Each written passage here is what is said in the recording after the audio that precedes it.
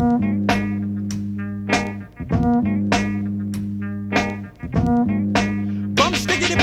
bum, hun. I got that up, but I can be fire, full diddly bum. Here I come, so Peter Piper. I'm hyping up Pinocchio's nose. What up? It's your boy T-Bird here in the reaction. Today is Films Friday, and it's time for the meat and potato main event of Films Friday. None other than Did Dead Meat Kill Counts. And this week we're doing the redemption poll, meaning wherever was like the lowest in the polls. I've got 5 choices that didn't make it, was sent to the loser poll for a while. Now it's time for the redemption poll, and the selection was Cooties, Revenge, Spookies, Babysitter 2, Killer Queens, and Blood Quantum. With a landslide, I was hoping, now before I go there, I was kind of hoping Spookies was it, the way folks kept talking about it. But when a landslide victory of 63%, Babysitter 2 or Babysitter Killer Queen is the pick. So with that being said, I will react to Babysitter Killer Queen today. As far as the rest, Cooties, Revenge, and Spookies, thank God, was like the low, not the lowest, but at 12, 10%, and 9%, meaning they will be back on the running for future polls. And as block, thank God, because like I said, Spookies, I am kind of interested in seeing, but you know, push comes to some, I had to say might be one to fuck the poll and go for it. But Blood Quantum is the lowest, so once again, Blood Quantum is stuck in the Shadow Rim as before. So that being said, we're going to check out Babysitters. I did do a reaction video to the first Babysitter, and this is the second one that came out in 2020, and I think it went straight to Netflix as well too. And according to one of my loyal people who react to my videos, he said that it's a god awful movie, and you know why that's the leading one, where he wished that both Spookies and Revenge would have got it, but fortunately they didn't. But they will be back in the poll. And as promised to this person, I will react to the dead meat shorts of the trailer for Spookies, for the Spooky skill count, so I can get an idea. But other than that, here we are at Babysitter 2, Babysitter 2 or Babysitter Killer Queen, which came out 2020. I did a reaction to the first one. Crazy, kind of somewhat, kind of gruesome, but kind of cheesy as well too. So without further ado, let's do the kill count for Babysitter the Killer Queen. Let's get it.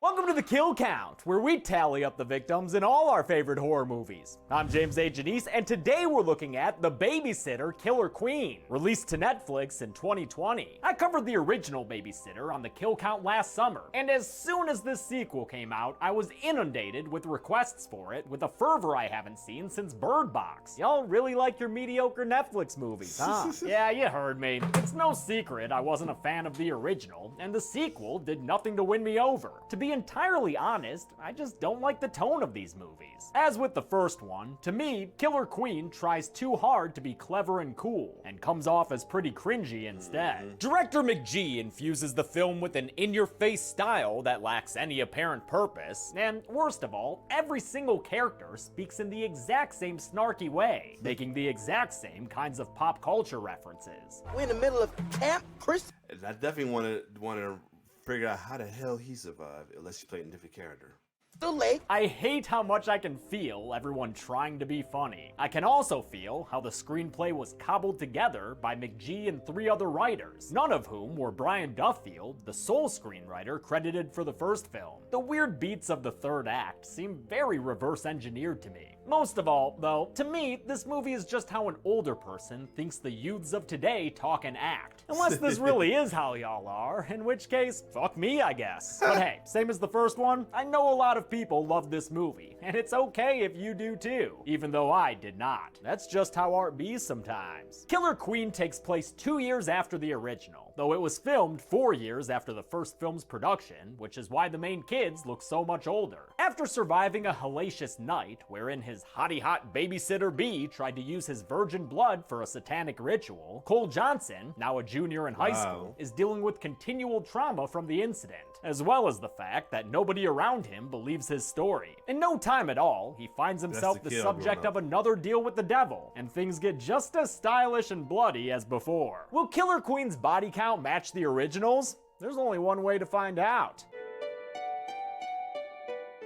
The movie begins 2 years after the original, in which time actor Judah Lewis has grown nicely into a Jonathan Byers look. His bloody milk there is just part of a bad dream he's having, but his days at school are no less of a nightmare for him. Nobody believes him about his traumatic night with a devil cult, and the school nurse/guidance counselor's only advice comes straight from an 80s sex comedy.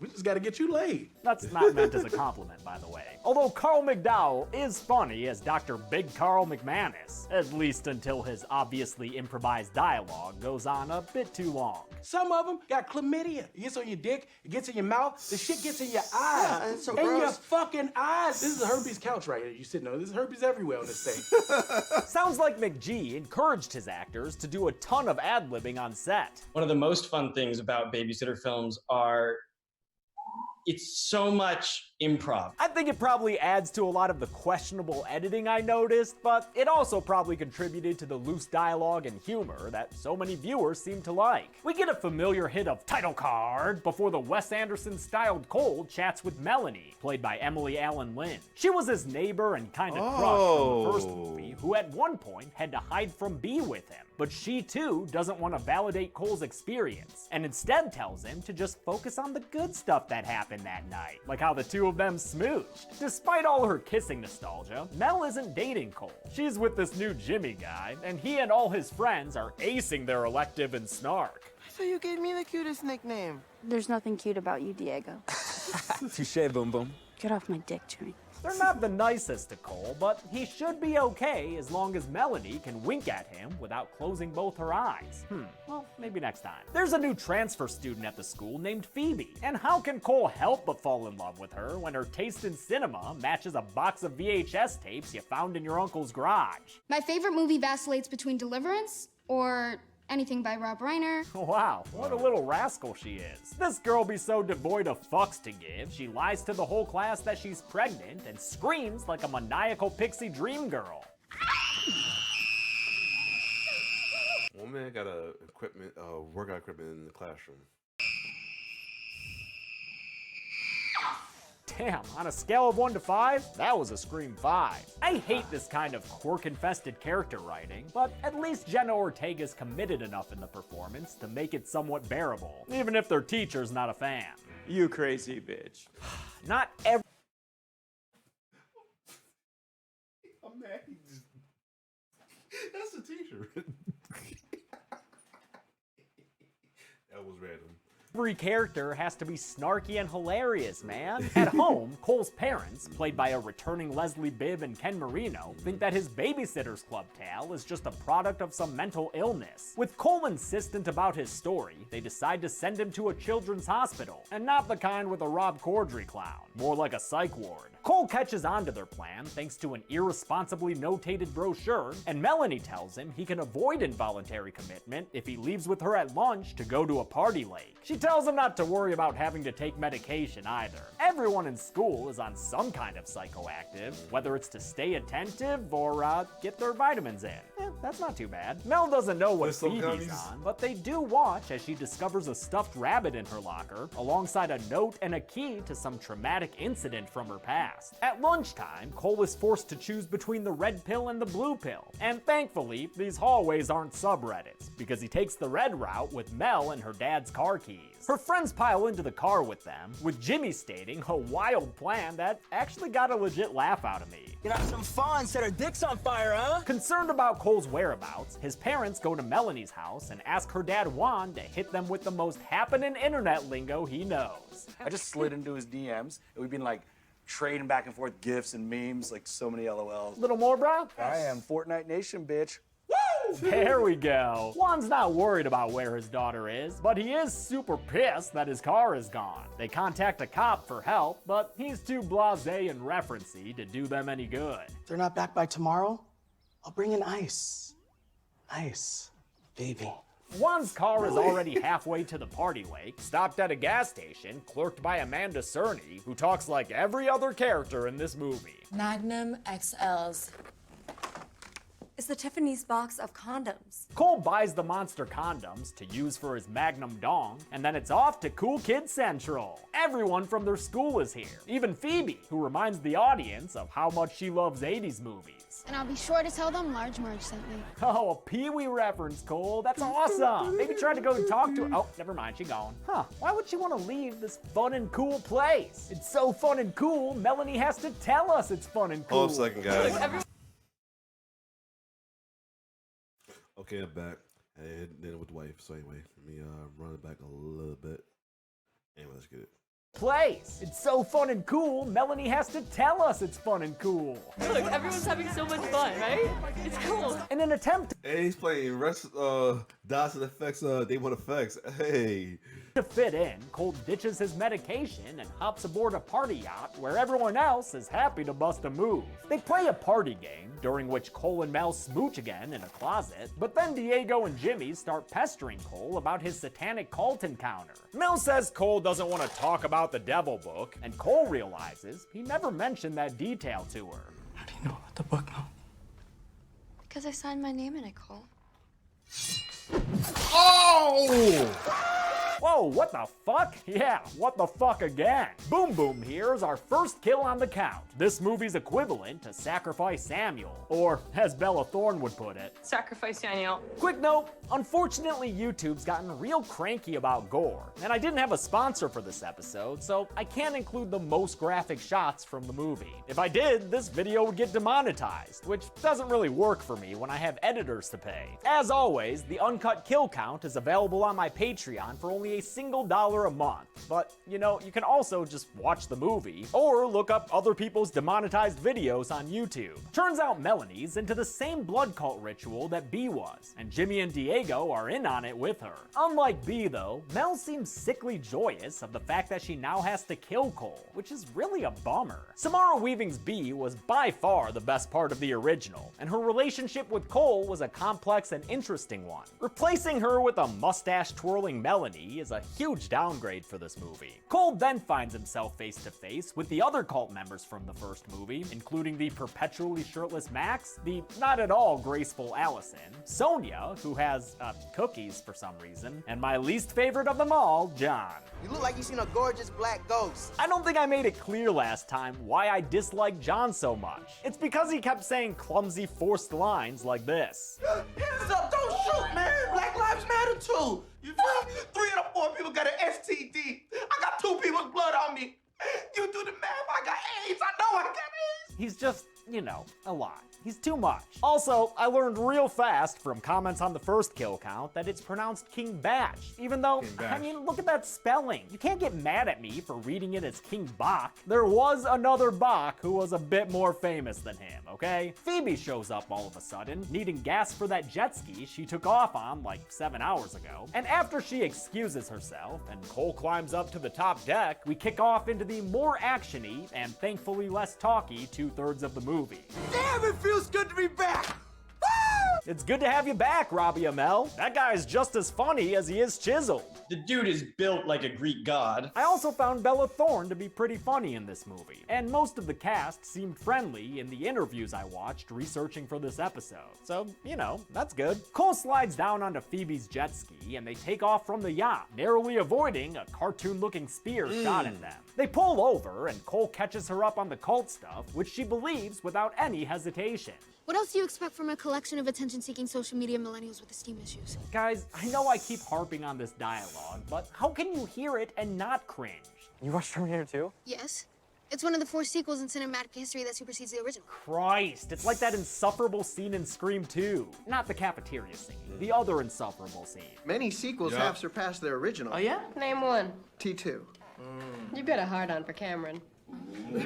Using a trail of gas left in the water, Melanie figures out where Cole and Phoebe are and blows up their ride. But Phoebe didn't ask to be stuck in the middle of Cole and this cult. She's at this lake with a personal agenda, so she sets off on her own. She comes across a dude practicing the Deliverance music on a banjo, and since that's one of her favorite movies, you'd think she would recognize the potential danger here. She doesn't at first though, and puts her trust into this Leroy dude, played by Scott MacArthur, who absolutely killed it in the mix. Man, that show was funny. Leroy ends up being a predator who tries to assault Phoebe, but thankfully Cole appears and tries to defuse the situation by talking about his favorite campfire snack. I love s'mores. I eat them just for pleasure!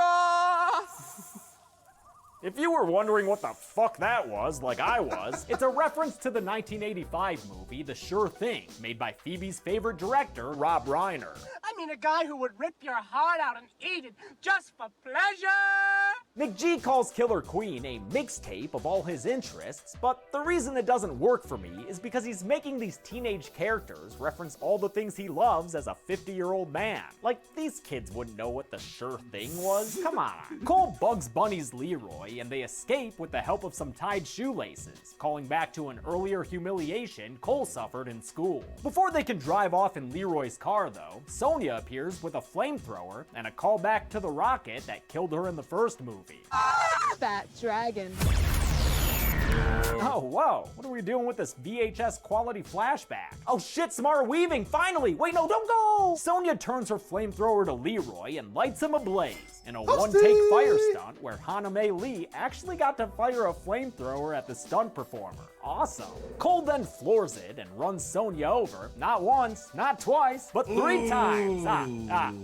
He finally slams her against a rock where a rooftop surfboard slides off and completely obliviates her head. Holy shit. Despite my issues with it, I loved the gore in the first Babysitter, and the same goes for the sequel. Also, apparently Hana-Mae Lee got to keep her own fake severed head, which is kind of a dream of mine. After getting Leroy's car stuck on a rock, Cole and Phoebe run off on foot towards a nearby cabin that Phoebe was headed to. She thanks Cole for saving her from the campfire creeper, then hints towards a mysterious backstory that, in the end, is just as interesting as all her 80s pop culture references. Thumbs the brakes, pony boy. Stay gold, my ass. Which is to say, not very. On their way to the cabin, they come across a little bunny rabbit. Aww. That was done by Allison, who we see once bombed an audition to be a journalist, like really shat the bed there, when she was approached by Samara Weaving. No, come back. Allison shoots at them and talks. So, are they ever going to explain how the hell they came back alive?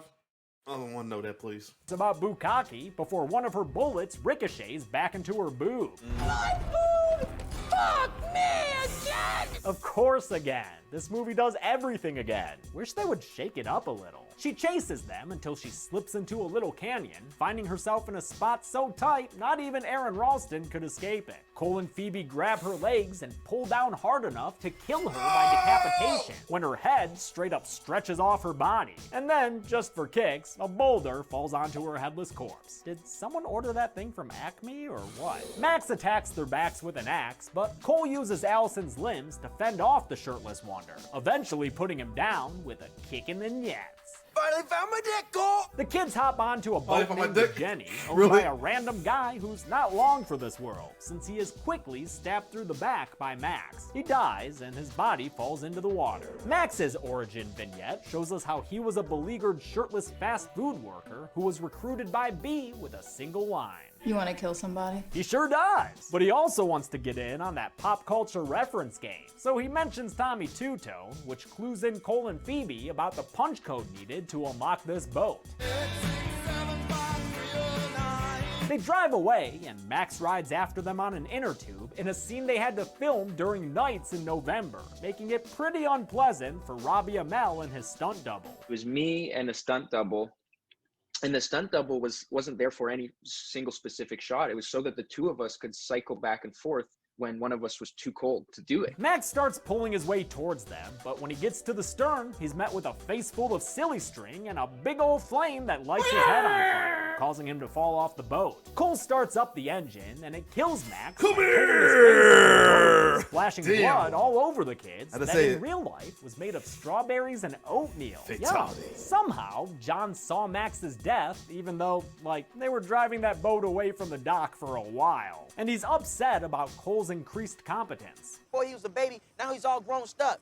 Before I want to spank him like a baby, like bam, bam, bam. Now I gotta kill him like a man. Jimmy and Diego agree that this ritual is getting too difficult, so they go to leave only to spontaneously blow up one after the other.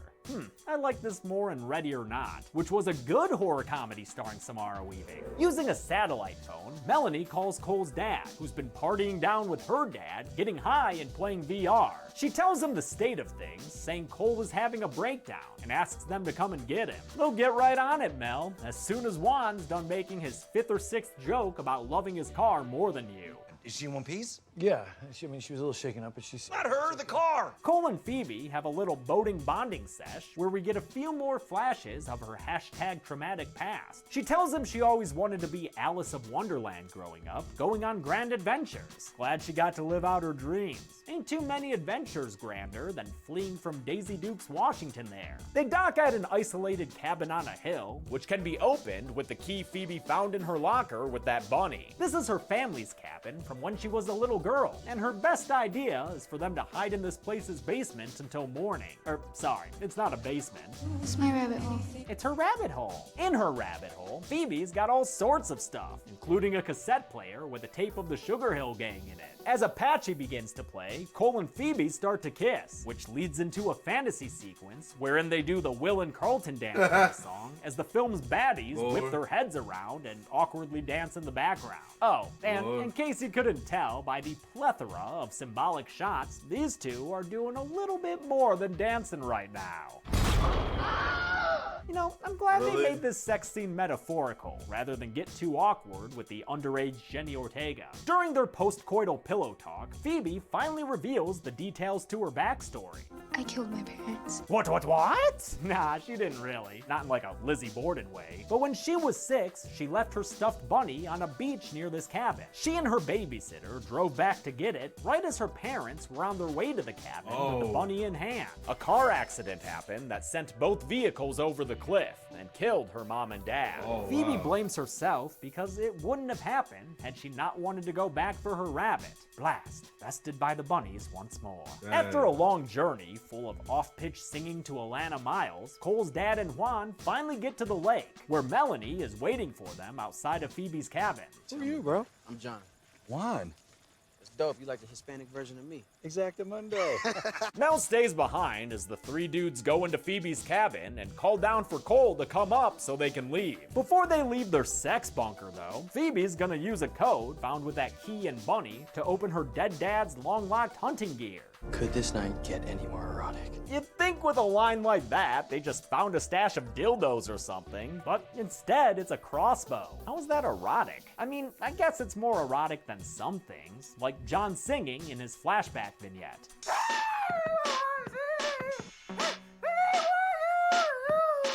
Composer Bear McCreary don't like that shit one bit. Alright, hit us with the B-shot. Thank ya! John takes his sword and goes to kill Cole with it, only to cut a rope that sends an antlery chandelier down onto and through his head, which also covers Juan in blood. Damn, another good kill for the books. Well done. Melanie shows up, putting on an act in front of Cole's dad.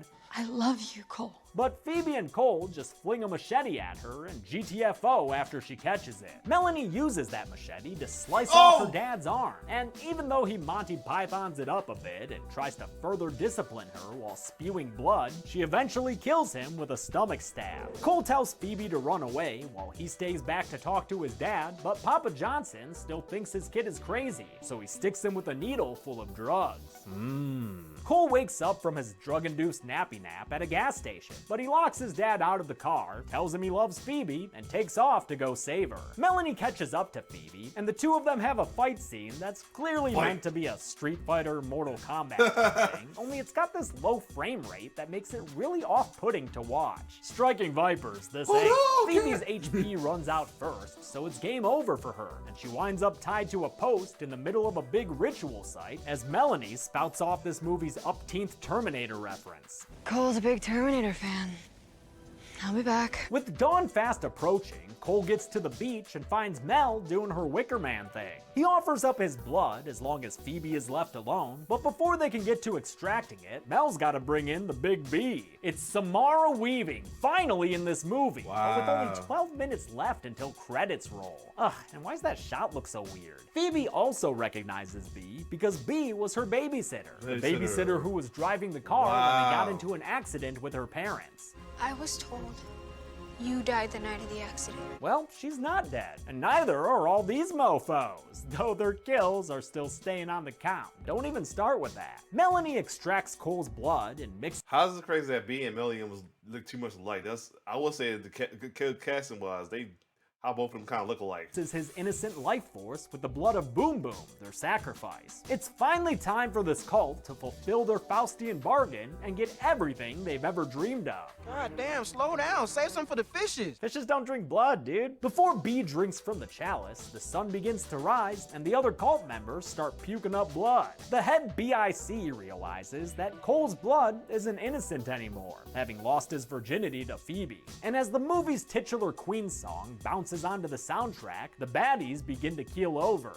You fucking stuck, Cole! I'm not even mad, bro! Speaking of Queen songs, in my original kill count, I made a bad joke about a sequence being better than Bohemian Rhapsody. I meant the shitty movie, not the masterpiece of a song. Just had to clear that up. Anyway, I'm counting all 5 of these deaths as kills. The reconstituted baddies, who melt away thanks to the sexified blood, and a first-time kill for Melanie, who dies last after she screams and blows up. Boom boom. Everyone's good and happy now, and B is revealed to have been the one who put the bunny and stuff in Phoebe's locker. She also got Melanie involved in the first place by suggesting a satanic cult could earn her 1 billion social media followers. As for her own deal with the devil, this movie retcons things and says that B originally made a deal with a demon nurse in order to ensure that Phoebe survived the car accident.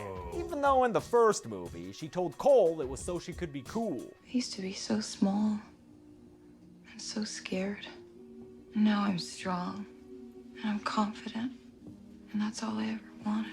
Whatever, group hug. B reveals that she doesn't actually get a happy ending though. The only way for all of this to end is if she dies too. So she drinks Cole's tainted blood, says her goodbyes, and gives him one last E.T. inspired high one before backing away from them and dying in a whirlwind of smoke. Her skin dissolves, she drops her book, and just like that, B's nothing more than some pollen. Cole's dad gets to the beach in time to see it happen, so now he can finally believe his son. After a swoop and a kiss, we get a couple of scenes of denouement. First, we see that Cole's one of the ballers now, all his problems having been solved by sex. And finally, we see another shot of the devil's book blowing open on the beach, all but ensuring a 3rd installment to this franchise. How many people can you tell your mom are among the babysitters dead? Let's find out and get to the numbers.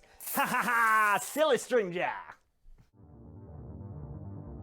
There were 18 deaths in the Babysitter Killer Queen, with 10 of them male and 8 of them female. Though it's worth noting that 4 of those kills were second deaths for people. I was trying to figure what the hell is that at the end. Oh, it's a little red bee.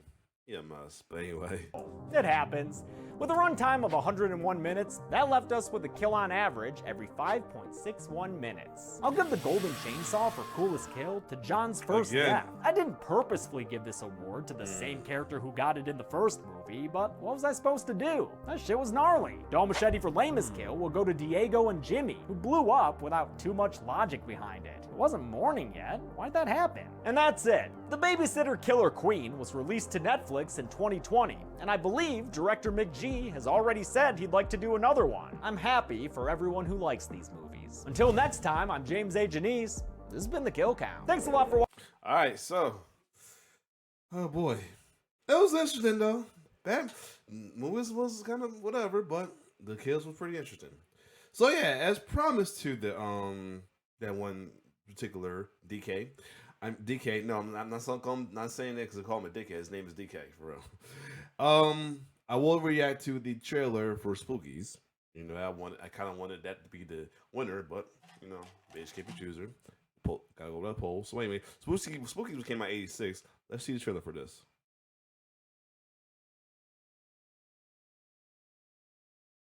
the next kill count. All right, I have no idea how to sell you the next movie. Happy birthday, Billy. I mean, how the fuck do you talk about spooky? Where do I start? The fact that it's 2 movies made into one? Hey, don't look at me. You're the one asking the stupid questions. Or maybe I should start simple and just talk about the shit monster. The shit what, monster? You don't like potty humor? Funny. Ha ha. How about bitchin' looking Grim Reaper guys? They'll fucking explode! Spooky's got shit for everyone. You want a warlock? Check. Madonna Bride? You know it. Madonna Human Bride. cat pet in a vest who has a hook Really? for a hand? Fuck yeah, dude! This is so weird. And all that's only from one half of the movie, y'all. It's okay. I ain't even get to the guy wearing trash bags or the amazing Spider-Woman. The Whoa. only way to experience Spookies is to watch it for yourself. Oh, man. So do that this weekend using Shudder. And on Sunday, that's Halloween, motherfuckers! Tune in for the kill count so I can explain what the fuck you just watched. Only on Dead Meat. Spooky! At the moment, I'm much too sober to appreciate it. Spookies can currently be watched on the pictured streaming platforms. Dead Meat always recommends you watch the movie for yourself before its kill count. It's the only way to have your own. Alright, well, interesting. That was interesting. So yeah, other than that, what somebody in that movie looked so familiar? Somebody in there looked kind of familiar. Let me look up Spookies real quick.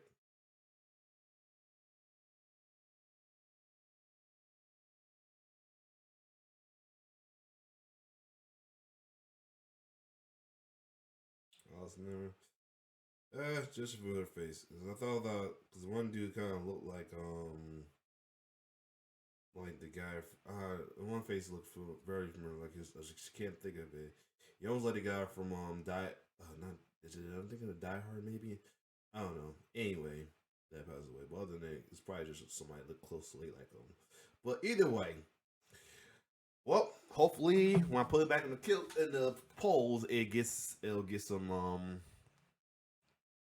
it will get rated. If not, I'm gonna say fuck it and react to it. But other than that, if you like my reaction, like, share, subscribe to my YouTube channel, and next week since Friday the 13th won the last poll, I will be continuing the Friday the 13th kill count next week, and then after that will be a new poll.